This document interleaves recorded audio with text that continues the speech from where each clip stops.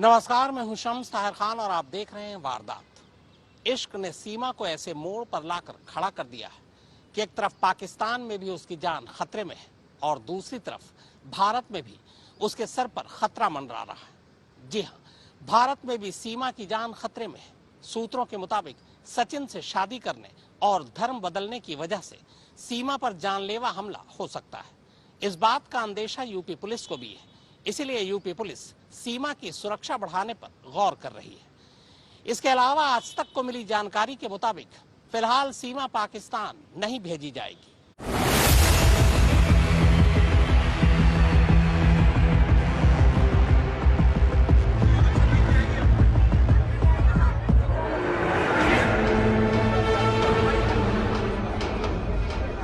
अभी फिलहाल ये चाहिए क्योंकि हमें 6 बजे रन करना है। मैं बताऊँ, लोकल लोग तुम्हारे वीडियो बना रहे हो और जब ये वायरल जाएगा तब देखना।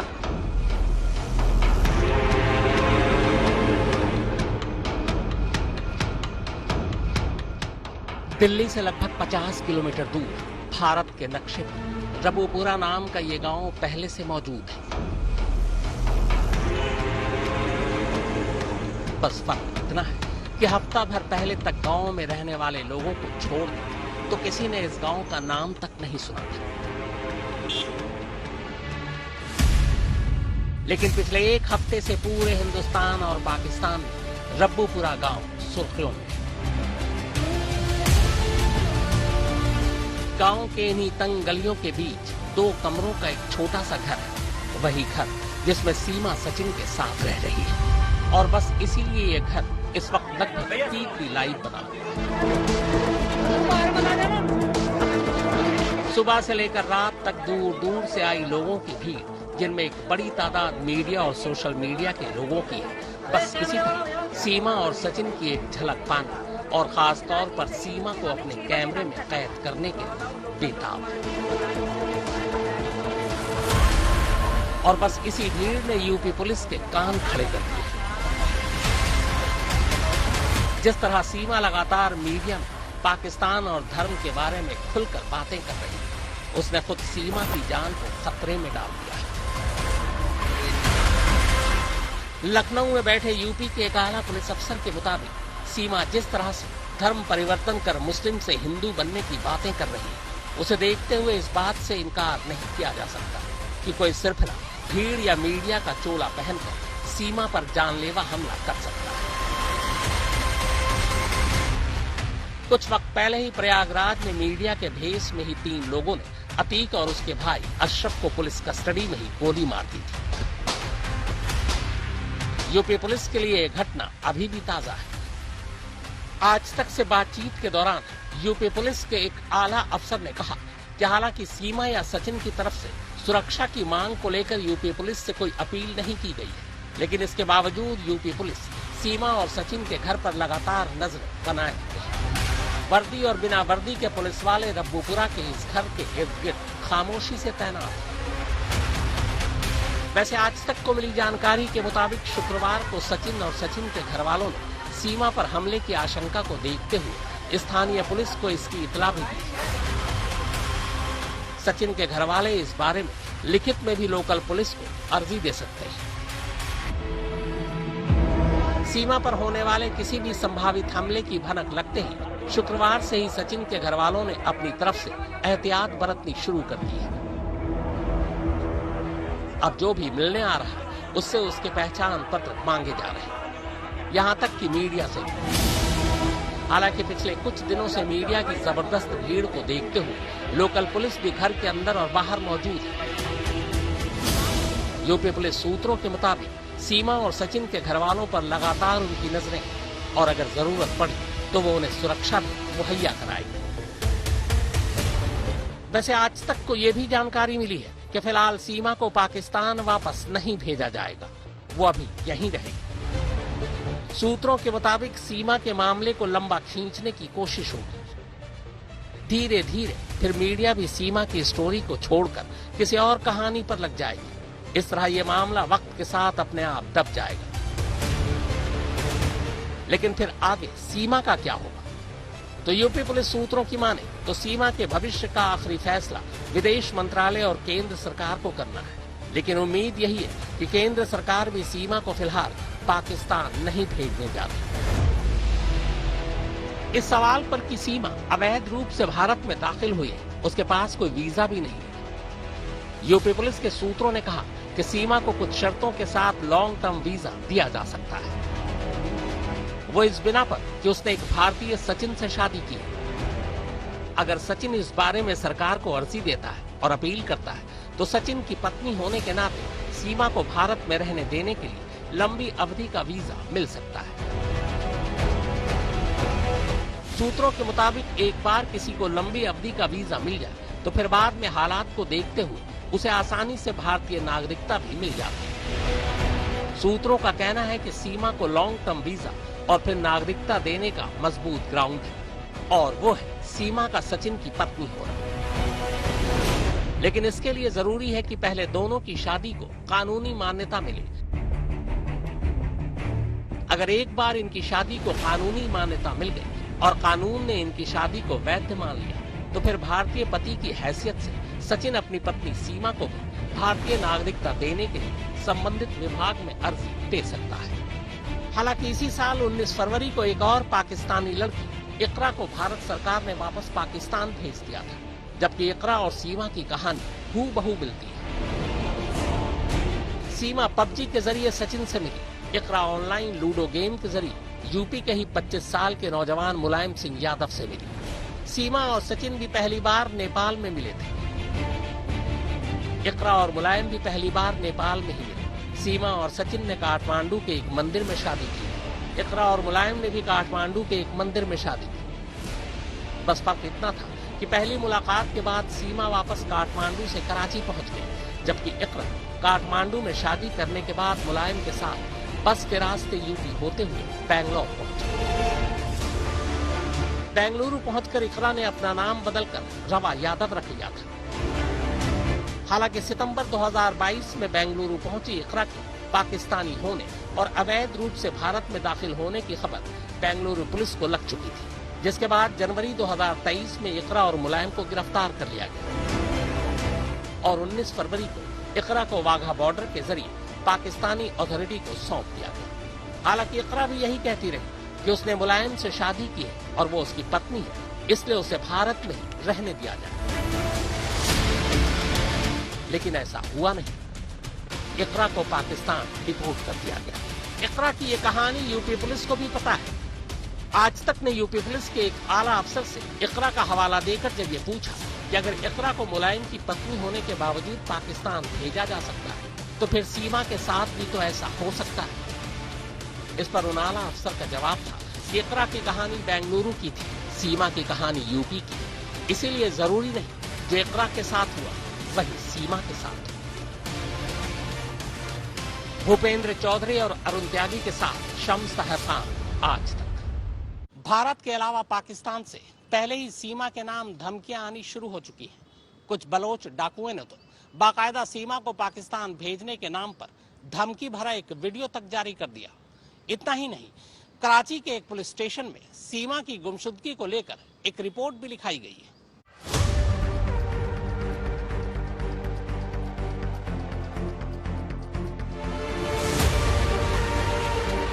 सचिन हम दोबारा मिलेंगे ना, कहते थे हाँ मिलेंगे। मैं बहुत 2 दिन हम बहुत रोते रहे कि हम तेरे बगैर नहीं रह पाएंगे, तू मेरे बगैर नहीं रह पाएगी। इंडिया का बॉर्डर क्रॉस करा ना, मैं बहुत खुश हो गया, मैं झूम उठी सच में। फिर मुझे इतनी मतलब खुशी हो रही थी कि मैं इंडिया में हूँ। मोदी जी से और योगी जी से मेरी निवेदन ये है कि हम दोनों की बस शादी करा दें। कि योगी जी से हमारे लिए ये रिक्वेस्ट करें कि मुझे यहाँ रहने दिया जाए। सीमा मेरा घर वाली है। मैं मोदी सरकार को हाथ जोड़ के गुजारिश करता हूँ, अपील करता हूँ कि मेरे बच्चे मेरे हवाले करें, पाकिस्तान के हवाले किए जाए। ये मलेर कैंट कराची पुलिस स्टेशन में दर्ज वो शिकायत है जो सीमा हैदर के पाकिस्तान छोड़ने के बाद सीमा के ससुर अमीर खान ने लिखाई है। इस शिकायत में सीमा और उसके 4 बच्चों की गुमशुदगी से लेकर कराची में सीमा का पूरा पता भी लिखा हुआ है। मलेर कैंट थाने के एसएचओ के नाम दी गई शिकायत में लिखा है, जनाब एसएचओ साहब, मलेर कैंट कराची, मैं अमीर खान वल्द गुलाम मोहम्मद हामिल जकोकाबाद का रिहायशी 10 मई 2023 को मेरे बेटे गुलाम हैदर ने सऊदी अरब से मुझे फोन किया और बताया कि मेरा मेरे बच्चों और बीवी से राब्ता नहीं हो रहा। आप कराची आकर देखें कि क्या मामला। जब मैं कराची पहुंचकर अपने बेटे के घर गया, जिसका पता मकान number D77, block number 19, scheme number 33, 2.5 बख्श गोट, गुलिस्तान, जौहर, कराची है। घर पहुंचकर मेरी इस घर के मालिक मकान से राब्ता हुआ तो उसने बताया कि मेरी बहू मालिक मकान से ये कहकर घर चली गई कि मैं गांव जाकर अपने लिए एक घर ले लूं। 4 से 5 दिन में मैं वापस आ जाऊंगी। जनाब, मैंने अपने गांव में राब्ता किया तो पता चला कि वो गांव नहीं है। जनाब, हम आपसे इल्तमास करते हैं कि इस मामले की FIR न की जाए। हम अपने तरीके से कोशिश करते हैं। अगर कुछ भी हमें पता चला तो हम थाने में इत्तला करें। खातून का नाम सीमा, ज़ौजा गुलाम हैदर, शनाख्ती कार्ड नंबर 45205732844426। बच्चों के नाम फरहान, फरवा, फरीहा बतूल, फरह बतूल, फरियादी अमीर खान। कराची पुलिस में दर्ज शिकायत के बाद जब भारतीय मीडिया में सीमा और उसके बच्चों की कहानी सामने आई, तब उसी के बाद सीमा के शौहर गुलाम हैदर ने सोशल मीडिया पर सऊदी अरब से एक अपील जारी की। मैं मोदी सरकार को हाथ जोड़ के अपील करता हूं कि मैं सीमा का शौहर गुलाम हैदर, मैं मोदी सरकार को हाथ जोड़ के अपील करता हूं कि मेरे बच्चे पता नहीं कौन से गेम, PUBG गेम के जरिए उनको ज़हनी मरीज बनाया गया और उनको पाकिस्तान से ऐसा पट्टी पड़ा के उनको उनका घर भिजवाया, कैसे बच्चों को ज़हनी मरीज बनाया गया। उनको हिंदुस्तान के मीडिया का मैं बहुत शुक्रगुजार हूं कि मुझे तो कोई पता नहीं था मेरे बच्चे किधर हैं। ये भारत मीडिया से मैंने एक क्लिप देखा था कि मेरे बच्चे भारत के पुलिस कस्टडी में हैं। मैंने देखा, मेरा होश उड़ गए, मेरे बच्चे कैसे चले गए। सीमा मेरा घरवाली है, फरहान, फरवा, फरहा, फरी, तीनों बेटी। मैं मोदी सरकार को हाथ जोड़ के गुजारिश करता हूं, अपील करता हूं कि मेरे बच्चे मेरे हवाले करें, पाकिस्तान के हवाले किए जाएं। मैं बहुत परेशान हूं, मिस्कीन बंदा हूं। जोड़ के मैं शुक्रगुजार हूं हिंदुस्तान के मीडिया का, भारत के मीडिया का, मेरा हेल्प किया जाए। मैं बहुत गरीब बंदा हूं, मैं मिस्कीन हूं, मैं मेहनत मजदूरी करके बच्चों को खिला रहा था। बस मैं शुक्रगुजार हूं, मेरा मीडिया हेल्प करे और मेरी बात आगे तक पहुंचाया जाए। शुक्रिया। इस शिकायत और गुलाम हैदर की अपील के बाद आज तक ग्रेटर नोएडा में मौजूद सीमा से इस बारे में सवाल पूछा। सुनिए सीमा ने क्या जवाब दिया। जो आपके पुराने शौहर हैं गुलाम हैदर, उन्होंने एक वीडियो जारी किया है और सऊदी अरब से और अपील की है कि हमारी बेगम को वापस पाकिस्तान भेजा जाए। उस वीडियो को आपने देखा? जी देखा। आप उस पर क्या कहना चाहेंगे? मैं बिल्कुल भी नहीं जाना चाहूंगी। वो मतलब दिखावा कर रहा है सिर्फ, ठीक है, वो दिखावे के अलावा कुछ नहीं कर रहा। मैं नहीं जाऊंगी। वो सबको मतलब मोदी जी का नाम ले रहे हैं, ये सिर्फ ड्रामा ही कर रहे हैं, दिखावा कर रहे हैं। कोई प्रेम नहीं है उनके इंडिया के लिए या मोदी जी के लिए या किसी के भी लिए। वो सिर्फ मुझे वापस बुलाएंगे, फिर जो मेरे साथ होगा वो मुझे भी नहीं पता कि मेरे साथ क्या होगा।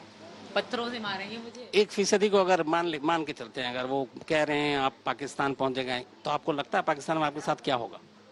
मार देंगे, बता तो रही हूँ, पत्थरों से मारेंगे। थू तो जमाना कर रहा होगा अभी से ही मुझे। कराची के गुलिस्तान जौहर की यही वो गलियां हैं जहां सीमा रहा करती है। सीमा और उसका शौहर गुलाम दोनों ही बलोच हैं और शायद यही वजह है कि एक अनजान वीडियो में कुछ बलोच सीमा और उसके बच्चों को वापस पाकिस्तान भेजने की धमकी देते नजर आ रहे हैं। तुमने हमारा लड़की औरत वापस नहीं किया। जिलो, चेकाबाद, कश्मीर, रतोदेरो, जहाँ जहाँ तुम्हारा हिंदू गैर मजहब हाथ आ गया फाड़ेंगे। पाकिस्तान के जकोबाबाद के रहने वाले गुलाम हैदर और सीमा की मुलाकात भी इत्तेफाक से हुई थी। गलती से एक रॉन्ग नंबर लग गया, वापस पलटकर कॉल किया गया तो दोनों में बातचीत शुरू हो गई। फिर दोनों में धीरे धीरे प्यार हो गया, मगर सीमा के घर वाले उसकी शादी के लिए तैयार नहीं थे। लिहाजा सीमा ने घर छोड़ दिया और भागकर दोनों ने कोर्ट में शादी कर ली। भागकर शादी करने का मामला बाद में इलाकाई पंचायत में पहुंच गया, जहां गुलाम हैदर को जुर्माना देना पड़ा। हालांकि इधर दूसरी तरफ भारतीय एजेंसियों की माने तो अब तक की तफ्तीश में उन्हें ऐसा कुछ भी नहीं मिला जिससे शक हो कि सीमा एक जासूस है। खुफिया एजेंसियों का भी मानना है कि सीमा इश्क के चक्कर में सरहद पार बगैर वीजा के भारत आ गए। लखनऊ में बैठे यूपी पुलिस के एक आला अफसर ने आज तक से कहा कि जासूसी की बजाय मामला इश्क का नजर आ रहा। उन्होंने कहा कि सीमा को भारत में रहने देने या वापस पाकिस्तान भेजने का फैसला दिल्ली को करना है। हालांकि इस बीच आज तक की जानकारी के मुताबिक सचिन और सीमा ग्रेटर नोएडा में बाबा बागेश्वर धाम से मिलकर उनके सामने शादी करना चाहते हैं, लेकिन बाबा की सभा में जाने के लिए पहले दोनों को पुलिस से इजाजत लेनी होगी, क्योंकि जेवर कोर्ट ने दोनों को जमानत इसी शर्त पर दी है कि वो घर छोड़कर नहीं जाएं। हिमांशु मिश्रा, भूपेंद्र चौधरी और अरुण त्यागी के साथ शम्स ताहिर खान, ग्रेटर नोएडा, आज तक। वैसे खुद सीमा बार बार ये कह रही है कि अगर उसे पाकिस्तान भेजा गया तो वहां उसे मार दिया जाएगा। इस सिलसिले में उसने यूपी के मुख्यमंत्री और प्रधानमंत्री से ये गुजारिश भी की है कि उसे भारत में ही रहने दिया जाए। खुद की जान पर खतरे को लेकर सीमा ने क्या कुछ कहा, आइए सीमा की जुबानी ही सुनते हैं। यहाँ अगर अब आप खुश हैं, बस आप लोगों से रिक्वेस्ट है कि योगी जी से हमारे लिए ये रिक्वेस्ट करें कि मुझे यहाँ रहने दिया जाए, बस मुझे यहाँ की नागरिकता मिल जाए और मैं वापस नहीं जाऊँ। आप पाकिस्तान नहीं जाना चाहती हैं? जो आपके पुराने शौहर हैं गुलाम हैदर, उन्होंने एक वीडियो जारी किया है और सऊदी अरब से और अपील की है कि हमारी बेगम को वापस पाकिस्तान भेजा जाए। उस वीडियो को आपने देखा? जी देखा। आप उस पर क्या कहना चाहेंगे? मैं बिल्कुल भी नहीं जाना चाहूँगी। वो मतलब दिखावा कर रहा है सिर्फ, ठीक है, वो दिखावे के अलावा कुछ नहीं कर रहा। मैं नहीं जाऊँगी। वो सबको मतलब मोदी जी का नाम ले रहे हैं, ये सिर्फ ड्रामा ही कर रहे हैं, दिखावा कर रहे हैं। कोई प्रेम नहीं है उनके इंडिया के लिए या मोदी जी के लिए या किसी के भी लिए। वो सिर्फ मुझे वापस बुलाएंगे, फिर जो मेरे साथ होगा वो मुझे भी नहीं पता कि मेरे साथ क्या होगा। पत्थरों से मारेंगे मुझे। 1% को अगर मान के चलते हैं, अगर वो कह रहे हैं आप पाकिस्तान पहुंचे गए, तो आपको लगता है पाकिस्तान में आपके साथ क्या होगा? मार देंगे, बता तो रही हूँ, पत्थरों से मारेंगे। थू तो जमाना कर रहा होगा अभी से ही मुझे, फिर तो मेरा बहुत बुरा असर होगा। मैं नहीं जाऊंगी सर। आप जाना नहीं चाहती हैं? बिल्कुल भी नहीं जाना चाहती, क्योंकि मैं ये हिंदू, अगर ये मुस्लिम होते फिर भी अलग बात है। ये हिंदू हैं तो इसके लिए मुझे कोई भी माफ नहीं करेगा। मैंने अगर धर्म छोड़ा ये वो करा। आप सचिन, चूंकि अब मामला पुलिस तक गया है, अब ये इन्होंने बिना मतलब वीजा के एंट्री की है, तो एक तरह से वो कानून तो टूटा है। लेकिन अब आप क्या चाहते हैं? आप दोनों? हम ये चाहते हैं कि मोदी जी से और योगी जी से मेरी निवेदन ये है कि हम दोनों की बस शादी करा दें, और हमारे घर वाले भी रखने के लिए तैयार हैं। घर वाले बोल रहे हैं कि तुम्हारी शादी उस तरीका की कराएंगे जो हिंदू धर्म में घर पे की जाती है, ब्याह शादी की तरह उस तरीका की कराएंगे। जितना होगा, जिस तरीका की होगी उस तरीका की कराएंगे। अपने 4 बच्चों को लेकर एक अनजान देश में यूं ही चले आती है बिना वीजा के, तो इतना बड़ा जोखिम आपने लेना पड़ा सर। अब 2 ही रास्ते थे, या वहाँ रह के रोना ही था, यहाँ ट्राई करना था। अगर मैं पकड़ी भी जाती ना तो मुझे ये दुख ना होता कि मैंने कोशिश ना करी, वरना सारी जिंदगी पछताती कि मैंने कोशिश ही ना करी सचिन के पास जाने की। काश मैं कोशिश करती। मैंने कोशिश करी और कामयाब हो गई। मैं पहले इंडियन वीज़े से आना चाह रही थी, पर मुझे इंडिया का वीज़ा नहीं मिला सर, तो मजबूरन मुझे ये रास्ता अपनाना पड़ा। पहले तो हम मिल चुके नेपाल, ये भी आए, मैं भी आई, इन्होंने बॉर्डर क्रॉस करा, इनको मतलब सारा इन्फॉर्मेशन मिल गई बॉर्डर में कैसे होता है। हम 7 दिन साथ रहे, घूमे फिरे, शादी करी, बहुत अच्छे से एंजॉय करा हम दोनों ने। वहीं पे खाना पीना, होटल सब कुछ था। फिर मैं चली गई, बच्चे पीछे ही मेरी चची के और बहन के पास थे, तो मैं वापस चली गई। तो मुन्नी जब मेरे पेट में थी ये चले गए थे। कहाँ गए थे? सऊदी अरब। तो आप दोनों की लड़ाई बहुत हुआ करते थे, शुरू से लेके हम बहुत लड़ते थे, बहुत मारपीट होती थी हम दोनों में।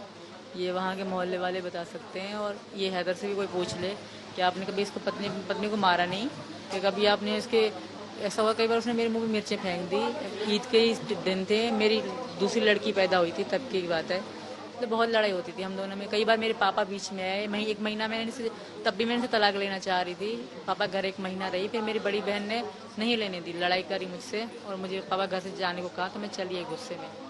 तो आप दोनों फिर अलग कब से थे? आप अलग कब रह रहे थे? जब मेरी इनसे बातचीत ज्यादा होने लगी ना, तब भी वो मतलब शक की नजर से देखते थे। तब वो पाकिस्तान में थे ना? वो आए नहीं वापस, कभी भी नहीं आए। किस साल में गए थे? 19 में। तो 19 के बाद 23 तक नहीं आए? अब तक नहीं आए थे। तो मतलब जब वो नहीं थे उसके बाद फिर इधर सचिन से आपकी दोस्ती हुई फिर दोस्ती हो गई, हाँ। तो 7 दिन रहने के बाद जब आप दोनों अलग हुए, एक को हिंदुस्तान आना एक को पाकिस्तान, तब किस वादे के साथ अलग हुए थे? यही कि दोबारा मिलेंगे। मैंने कुछ सुबह शाम कहती थी, जब जैसे दिन आ रहे थे ना, मैंने कहा सचिन हम दोबारा मिलेंगे ना, कहते थे हाँ मिलेंगे। मैम बहुत 2 दिन हम बहुत रोते रहे। फिर लास्ट के 2 दिन बचे ना, 17 को मुझे जाना है, 15 के बाद हम बहुत रोते रोते गुजारे। और वो मेरी वीडियो मेरी टिकटॉक आईडी में और मेरी इंस्टा की आईडी में पड़ी है। बहुत बुरा हशर था। फिर मैंने इसके साथ पूरी रात हम सोते थे तो मोबाइल ऊपर रख देती थी, वीडियो चलती थी रिकॉर्डिंग। 10-10 घंटे की 8-8 घंटे की हमारी वीडियोस पड़ी हैं कि मैं जुदा हो जाऊंगी तो देखा करूंगी। और ऐसा ही होता था, जब मैं चली गई तो वही देख देख के मैं सोती थी रात को। मध्य प्रदेश में 4 लोगों का एक परिवार रहा करता था। चारों की जिंदगी खुशहाल थी। फिर एक रोज परिवार के मुखिया की नजर एक लोन ऐप पर पड़ी और इसके साथ ही पूरे परिवार की जिंदगी बदल गई। इस एक लोन ऐप ने 4 लोगों की जिंदगी ले ली।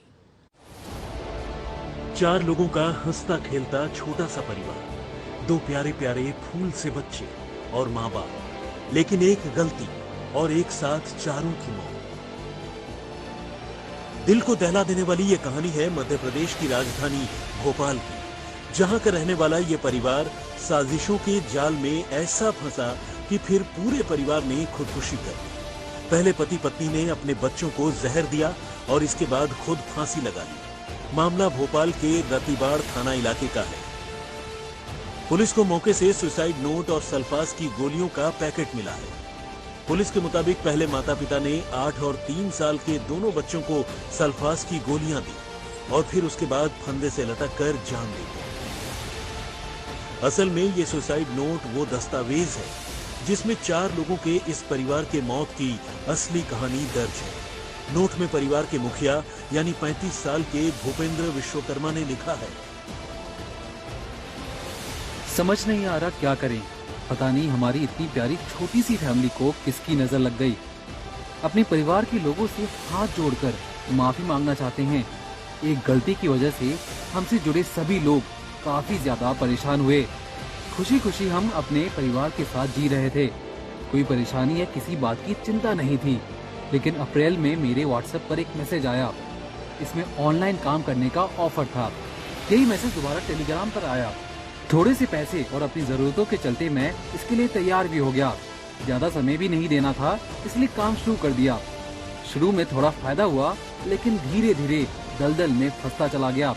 जब भी थोड़ा सा मिलता मैं उस काम को करने लग जाता। आगे जाकर लोड इतना ज्यादा हो गया कि अपने काम के साथ इस काम में लगी पैसों का हिसाब नहीं रख पाया। इन पैसों का इस्तेमाल घर पर बिल्कुल नहीं कर पाया। काम का दबाव बहुत ज्यादा बढ़ गया। पुलिस के मुताबिक भूपेंद्र विश्वकर्मा मूल रूप से रीवा का रहने वाला था। वो अपनी पत्नी 29 साल की ऋतु विश्वकर्मा और 8 और 3 साल के 2 बेटों के साथ शिव विहार कॉलोनी में रहता था। भूपेंद्र प्राइवेट नौकरी करता था। कुछ महीने पहले उसने ऑनलाइन लोन ऐप से लोन लिया। आर्थिक तंगी के कारण कर्ज की किश्तें समय पर न चुका पाने की वजह से कर्ज बढ़ता चला गया। हार कर भूपेंद्र ने खुदकुशी जैसा खौफनाक फैसला कर लिया। भूपेंद्र विश्वकर्मा ने यूं तो अपने परिवार की मदद के लिए चाइनीज ऐप से लोन लिया था, लेकिन भूपेंद्र को शायद इस बात का इल्म नहीं था कि उसकी ये छोटी सी गलती उसके और उसके पूरे परिवार पर भारी पड़ने वाली है। शुरुआत में तो सब कुछ ठीक रहा, लेकिन धीरे धीरे चाइनीज ऐप से लोन लेने के बाद भूपेंद्र पर कर्जा बढ़ता चला गया। एक के बाद एक रिकवरी के लिए उसके पास फोन आने लगे। उसका फोन और कांटेक्ट नंबर तक हैक कर लिया गया। इसके बाद उसी के नंबर से अश्लील फोटो उसके जान पहचान के लोगों को भेजी जाने लगी। इन सब से परेशान होकर भूपेंद्र आखिरकार थक गया, हार गया और उसने खुद के साथ साथ पूरे परिवार को मौत की नींद सुलाने की योजना बना ली। फिलहाल सरकार ने इस पूरे मामले में एसआईटी गठित करने के आदेश जारी कर दिए हैं और साफ कर दिया है कि आने वाले समय में चाइनीज ऐप से लोन लेने के जो तमाम तरीके हैं, सरकार उस पर बैन लगाने की कोशिश करेगी। रवीश पाल सिंह, भोपाल, आज तक। तो वारदात में फिलहाल इतना ही, मगर देश और दुनिया की बाकी खबरों के लिए आप देखते रहिए आज तक।